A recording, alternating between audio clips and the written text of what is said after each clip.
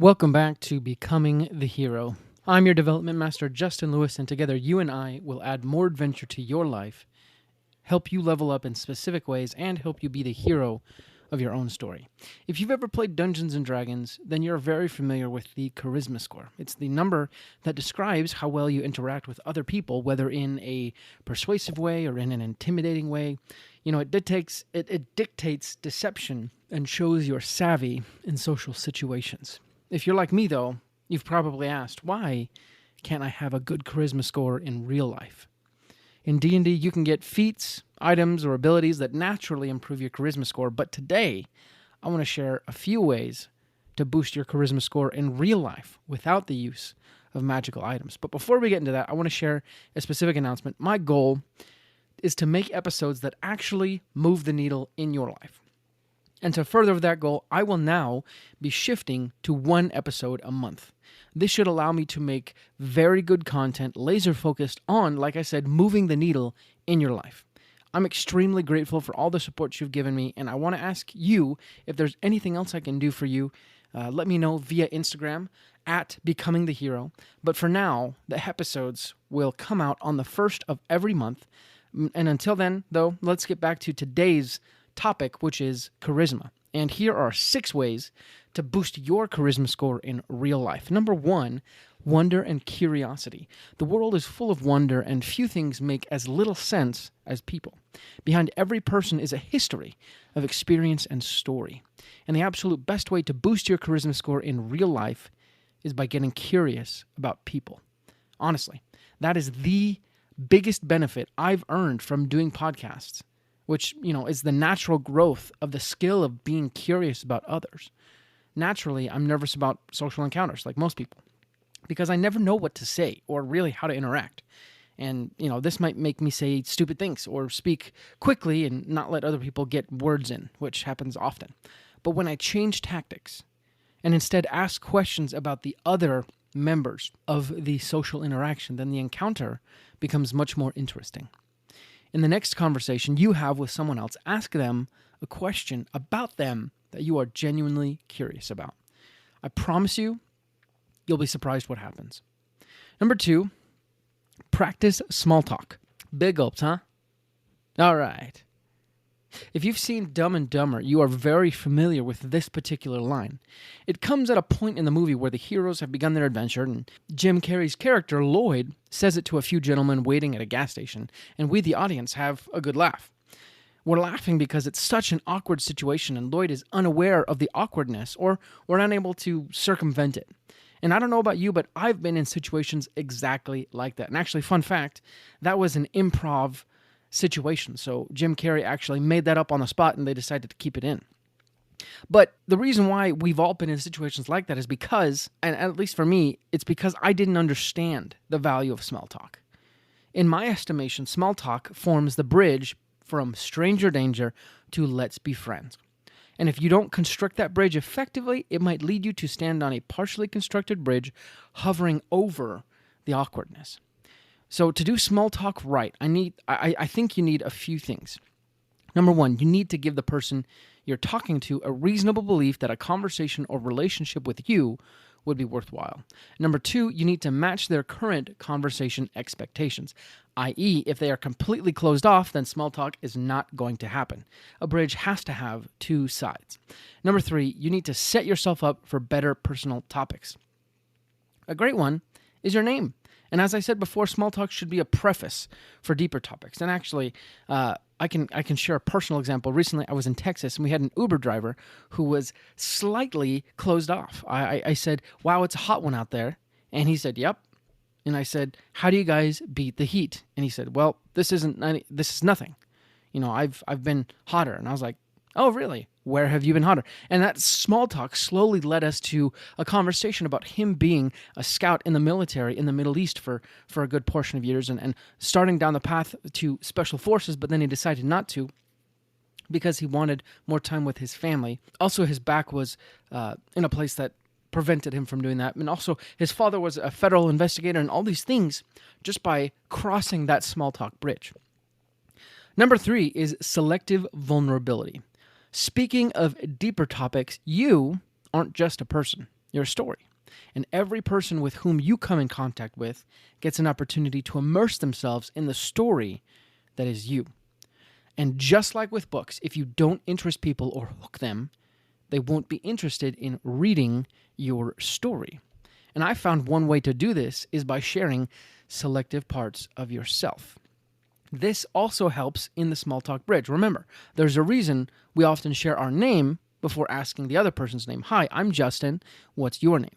To do this, you become selectively vulnerable. So share something you wouldn't normally share. And you're going to have to embrace a certain level of natural confidence and or apathy regarding their approval. If done correctly, this tip will prompt your conversation partner to share their own vulnerability with you. And again, the relationship build that started out just as small talk will be reinforced and will soon be very strong. Again, back to my example. I shared the tidbit that I'm from Utah and I'm not familiar with Texas heat. So how do you beat the Texas heat? I shared a vulnerability. I shared some information about myself. I gave up something. I showed one of my cards. And that prompted my conversation partner to do likewise. Number 4 is ration your approval seeking. Thousands of years ago, mankind existed in closed-knit hunter-gatherer societies. Each member of the tribe had to do their part, and to be expelled from the tribe could mean certain death. In order to remain and function in the tribe, humanity developed a very strong sense of fitting in. And to go against the grain or to cause the disapproval of our peers might have actually meant certain death. But then, technology advanced. And the same trait of needing that approval of our peers that took thousands of years to develop could not evolve fast enough. So now we still crave the approval and acceptance of those around us as if their approval meant death or as if their disapproval meant death. But the tribe has become so much bigger. We are surrounded by 10 times the number of people as our ancestors, yet our need approval meter still rings out whenever we feel judged or unliked. Even social media has exacerbated this. So the trick to boosting your charisma score is to practice being selective with your approval seeking. You don't need the cashier at the grocery store to like you. You do need your wife's parents to like you. This should help guide you as to whose approval you should care about. But this doesn't tell you to stop trying to build relationships with the person at the cashier, at the cash register. Talk to the cashier. Become friends. But it does tell you which you should be emotionally involved in and which should have emotional consequences. Back to my Uber driver conversation. If he ended up not liking me, that's okay. I get out of his car in 20 minutes and I'm at my destination. I never have to see him again. A conversation with him is just that, a conversation. And it's just a bright spot in an otherwise boring day. But relationships with other people, for example, my wife, have bigger emotional investment, which means I should seek her approval. I should do things that allow our relationship to flourish. And again, even here, you have to be somewhat deliberate. If there's someone whose approval you want that is doing something that is counter to your standards and values, then maybe you should reevaluate. Number 5 is curate your visage. You and your hunting party stalk the savannah looking for your prey. A long-legged antelope stands just meters from you. You jump out and hurl your spear, but right before you do, a twig snaps, and the beast takes flight. You move to retrieve your spear, but not before you hear movement in the brush behind you. The rest of the party has taken off after the antelope, so you scramble towards your spear and raise it towards whatever made that noise, right as a lion jumps out of the bush right at you. And you manage to jump and roll out of the way. You look at the vicious animal, and then your mother's words echo through your mind. "Don't judge a book by its cover." Hearing those words, you put down your spear and say, "Hi, how's it going?" To which the lion responds by pouncing at you and devouring your face. Now, that is somewhat a silly example of the old adage that you shouldn't judge a book by its cover, but the simple fact is, we all do. You are supposed to make judgments based on people's appearances, not racist judgments or other things like that, but for your own safety, you're supposed to say, hey, could this person pose as a threat? More than that, you're supposed to say, wow, this person appears attractive. Let's approach, but still be cautious and wary.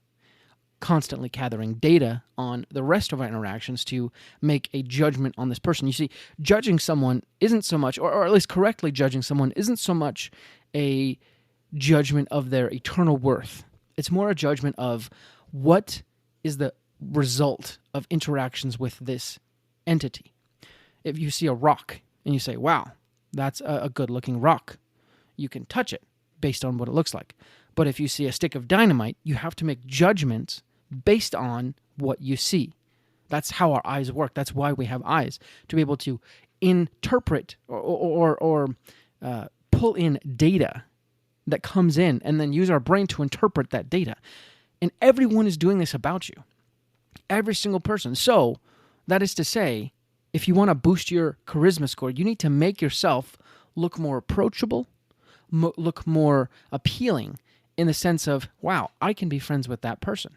And obviously, don't be vain or flashy here, but this can go as far as just combing your hair, making sure you look nice like you showered today, and smiling and looking people in the eye.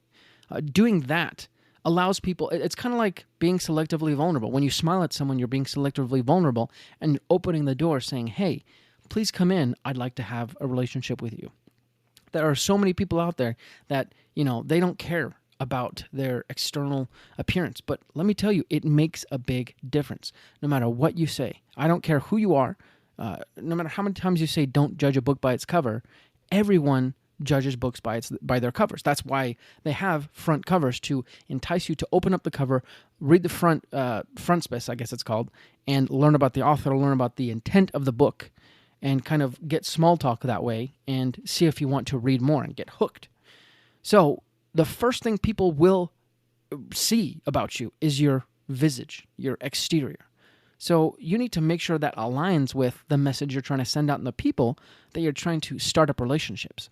Maybe you're into heavy metal. Maybe you have tattoos and piercings all over. Maybe you only want to have relationships with people who have tattoos and piercings all over. That's totally fine. You just need to make sure that your visage is attracting the right kind of people. Number 6 is it's better to have friends than enemies. In the movie King Arthur and the Legend of Excalibur, there's a scene where King Arthur has an altercation with a group of Vikings. Later, as king at the end of the movie, he encounters these same Vikings again, and then in this instance, he convinces them to forgive and forget the previous altercation in the name of creating better relationships, and he actually starts up a trade route with them. And King Arthur says, why be enemies when you can be friends? And adopting this mindset with every single encounter you have will help you tremendously. In cases that require a persuasive touch, why would your quote-unquote opponent want to help you? Well, in the same situation, your quote-unquote friend would naturally want to help you. So in every situation, try and get on the same ground as the person you're talking with. Try and become their friend. Because why have enemies when you can have friends? Getting something that you want is much easier when you and your quote-unquote friend want to help you. So again, summing it all up, number 1 is wonder and curiosity. Number 2 is practice small talk. Number 3 is selective vulnerability. Number 4 is ration your approval seeking. Number 5 is curate your visage. Number 6 is it's better to have friends than enemies. I wish I had these tips growing up because I was not a very social person. And to me, every social encounter felt like the end of the world if I did not say the right thing in this situation. And I think a lot of people are that way. But if you can implement these 6 tips, you'll see your charisma score boost. You'll see it go up, and naturally, you'll have social encounters where you will roll natural 20s. I know that that's not an exact metaphor, but you get what I mean. You will find that when you interact with people, it's a lot more easier and it's a lot better. Specifically, rationing your approval, I think, is a great place to start for most people. So, thank you for listening to today's episode. I really appreciate your support and everything. Again, I will be putting out 1 episode a month starting on the 1st of July. So, stay tuned until then for the next episode. Make sure you follow the show so that way I can give you ever better content and help you add more adventure into your life, level up in meaningful ways, and become the hero of your story. Now, until next episode, my friend, keep adventuring.